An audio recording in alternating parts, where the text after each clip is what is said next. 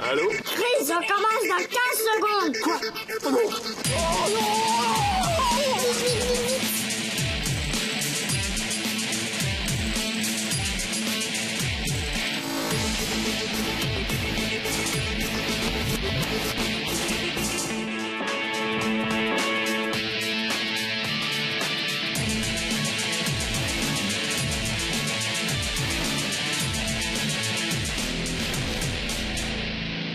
Salut les jeunes, ici c'est Chris pour l'oreille des kids et bienvenue dans le laboratoire scientifique de l'oreille des kids, c'est-à-dire le Labo des cas. On se retrouve une nouvelle fois pour découvrir un phénomène scientifique physique particulièrement intéressant que je ne comprends pas, mais dans quelques minutes, j'aurai tout compris. Tout de suite, le sommaire de cette émission. Aujourd'hui, on va aller voir des enfants qui ont répondu à toutes nos questions et ils ont fait ça avec brio. Ensuite, on va revenir dans le Labo des cas pour découvrir plein de choses sur ce phénomène du jour. Ensuite, c'est un spécialiste que nous irons rencontrer qui va nous dire sa façon de voir les choses. Et puis on fera finalement une petite expérience que toi aussi tu pourras faire à la maison. Et nous, on la fera ici dans le Labo des cas. Pourquoi la Lune a différentes formes, hein? Et pourquoi on dit un croissant de Lune et pas un pain au chocolat de Lune? Ou un croissant à la vanille de Lune, hein?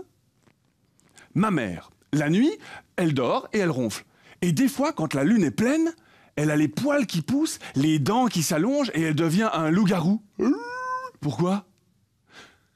Et pourquoi on donne toujours à l'une et jamais à l'autre, hein?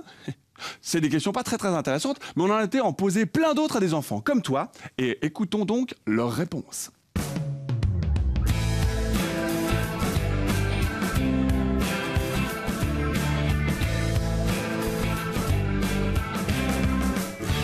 La Lune, c'est le satellite de la Terre. C'est aussi une planète. Ça tourne autour de la Terre. Il y a l'attraction de la Terre qui l'attire. On voyait que les parties éclairées de la Lune. Et puis l'autre moitié, on la voit pas. Elle a des trous sur elle parce qu'il y a des météorites qui sont arrivées dessus. Les faces de la Lune, c'est le Soleil qui éclaire certaines faces de la Lune. Et après, ça peut faire par exemple la pleine lune ou la lune noire. Pourquoi elle change de forme? La lune, elle change de place, donc elle tourne autour de la Terre. Et ça fait que le soleil, il éclaire pas tout le temps le même endroit. Je voulais aussi dire de quand date la lune. Elle date de 4,6 milliards d'années en même temps que le système solaire. Merci beaucoup les kids, c'était très clair, sauf que moi, j'ai toujours pas compris. Alors pour mieux comprendre, en tout cas pour qu'on m'aide, j'ai fait appel à une physicienne du Physiscope de Genève. Voici Céline. Bonjour Céline. Bonjour Chris, comment ça va? Oh bien et toi? Bien, merci. La forme. Alors, pourquoi la Lune, elle a plusieurs formes? En fait, elle a qu'une seule forme, elle est ronde. Ah non. Moi, à chaque fois, la nuit, je regarde dans le ciel, comme ça, et puis des fois, elle est dans un sens, des fois dans l'autre, des fois, elle est grande, etc. Oui, mais c'est parce qu'elle n'est pas à la même position. Hein? Alors, je m'excuse, mais là, j'ai rien compris. Bon, c'est très simple. On a la Lune, on a la Terre, et la Lune tourne autour de la Terre. Jusque-là, je sais. On va regarder une petite infographie pour nous expliquer ça. D'accord. Alors, si on regarde, on a le Soleil qui éclaire la Lune et la Terre, et la Lune qui tourne autour de la Terre. Et donc, on a toujours la moitié de la Lune qui est éclairée par le Soleil. Ah d'accord. Seulement, selon la position de la Lune autour de la Terre, on ne voit pas la même partie éclairée. Ah. Donc en fait, si je comprends bien, on voit la Lune différemment en fonction des lunettes qu'on porte. Ça n'a rien à voir avec les lunettes. Ah, alors j'ai rien compris. Bon, alors c'est très simple, on va faire une petite expérience là. On a la Terre, la Lune, et puis pour pouvoir faire l'expérience, en fait, on va se mettre dans le noir. Oh. Et on a le Soleil. Oh, il fait chaud. Oui, il fait chaud, hein. Il fait chaud, oui. On va regarder en fait ce qu'on peut voir avec cette petite caméra si on se place ici sur la Terre et qu'on regarde la Lune. En fait, quand on regarde ici, ce qu'on voit, c'est ce qu'on appelle la nouvelle Lune, puisqu'en fait, la partie de la Lune qui est éclairée est derrière. En général, c'est donc simplement une Lune qu'on ne voit pas. Ou en tout cas, on la voit très mal. Exactement. Ensuite, la Lune tourne autour de la Terre, et quand on se met en fait dans cette position-là et qu'on regarde depuis la Terre, c'est toujours cette moitié-là qui est éclairée. Seulement maintenant, ce qu'on voit apparaître, c'est un dé. Un croissant. un croissant de lune. J'en sais. Ah, c'est pas un dé, je pensais à un dé à jouer, mais non, tu as raison, c'est un croissant. C'est un croissant de lune. Alors effectivement, si on regarde, il a la forme, ça ressemble un peu à un dé, Ouais. ça c'est vrai. On continue, hop, la lune qui continue à tourner. Ici, ce qu'on arrive à voir, en fait, la forme, oups, Oh, elle est pleine de poussière la lune. Ah oui, il faut aller faire le nettoyage sur la lune. et voilà. Et là, la forme qu'elle a, elle n'est pas complètement pleine, mais elle est plus qu'à moitié Ouais, ça s'appelle comment éclairée. C'est ce qu'on appelle en fait une lune gibbeuse. Gibbeuse. Entre le premier quartier et la pleine lune, on a une lune gibbeuse. Ouais, donc ça dépend du quartier dans lequel on habite. Très bien. Je commence à comprendre. Ok, quand on continue et qu'on se trouve dans cette configuration-là, en fait, toute la partie de la lune qu'on voit est une partie éclairée, c'est là Le ballon. C'est la pleine lune. la pleine lune. C'est là qu'on a les loups-garous. Les loups-garous, comme ma mère, par exemple. Mais c'est un loup-garou très gentil. Ok, et donc là on continue, et quand on a fait le tour, on retourne à la nouvelle lune. Ah. Je crois que je comprends mieux, on peut rallumer. Ah, j'arrive pas très bien à faire ce claquement là pour rallumer la lumière, mais ça marche quand même, donc je suis content. Bon, alors là on peut récapituler un peu ce qu'on vient de faire. On a vu que la lune tournait autour de la Terre, et ça prend un petit mois pour faire le tour. D'accord. Et donc elle part d'ici en phase de nouvelle lune, elle fait la lune croissante jusqu'à la pleine lune, et elle décroît jusqu'à la nouvelle lune, et ça continue encore et encore. Pourquoi ma mère, des fois, elle dit que la lune, elle est menteuse? Ah, ça c'était une très bonne question. En fait, tu avais remarqué tout à l'heure qu'on voyait un petit croissant de lune qui formait un D. D comme décroissante, Dit comme décroissant, oui. par exemple. Ouais. Sauf que quand elle forme un D, elle est de ce côté-là. En réalité, elle est croissante. C'est une menteuse.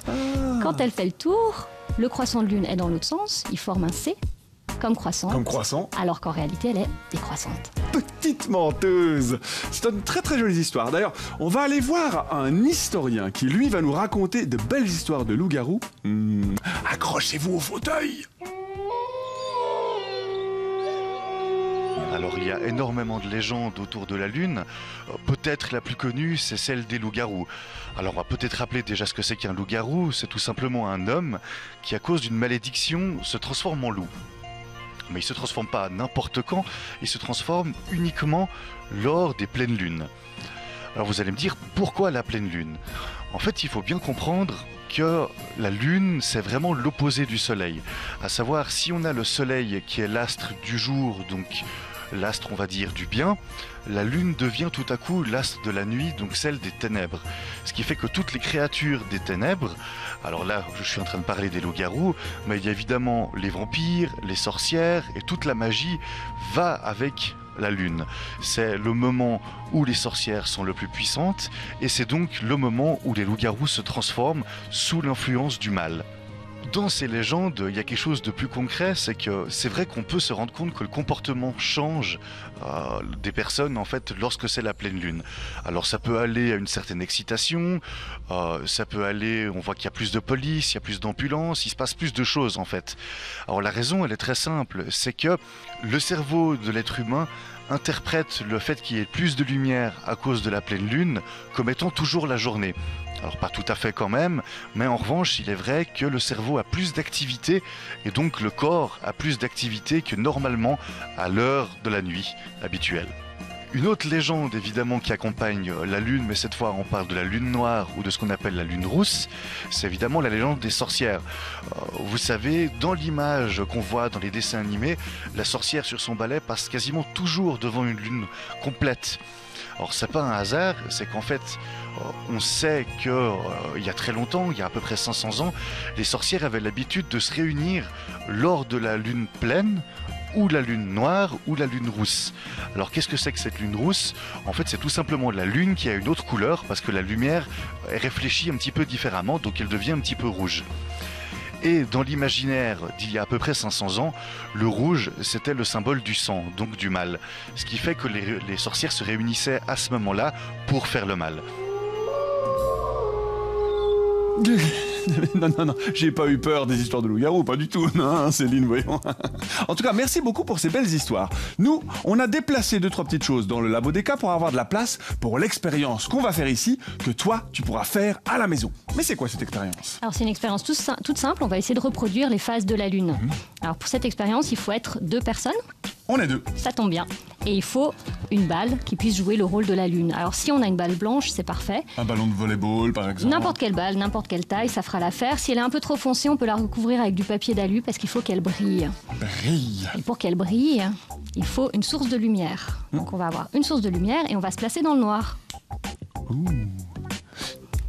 Ensuite, il faut que l'observateur, donc ce sera toi l'observateur, C'est moi. que tu prennes de quoi filmer. Ben voilà, ton téléphone portable par exemple. Et puis moi, ce que je vais faire, c'est que simplement, je vais te tourner autour avec la Lune. D'accord. Et tu vas observer les différentes phases de la Lune qui est éclairée par notre lampe. Ah, C'est parti? génial. Ouais, On y va? c'est parti, c'est Je parti. tourne. Waouh. Donc là, normalement, tu devrais observer une pleine lune. Une pleine lune, mais après, il y a eu moi. Tac. Ah, ouais. Ah, c'est excellent. Donc là, on a la lune qui est décroissante. Oh, et elle est menteuse, parce qu'elle est toujours menteuse, la lune. Tout à fait. Ah, on voit le soleil. Hop, et puis on peut finir le tour complet. Yeah. J'adore. Merci beaucoup Céline pour cette expérience que, je vous le rappelle, vous pouvez faire à la maison. C'est terminé pour aujourd'hui. Mais toi, si tu veux revoir l'émission, tu peux aller sur Internet. Et sur Internet, tu vas sur www.rts.ch/odk. Tu peux revoir cette émission ou toutes les autres. Et si tu te poses une question physique, quantique, compliquée, tu peux nous l'envoyer à odk@rts.ch. Moi et les physiciens, on va essayer d'y répondre. Allez, c'était Chris avec Céline et la Lune. Bye bye.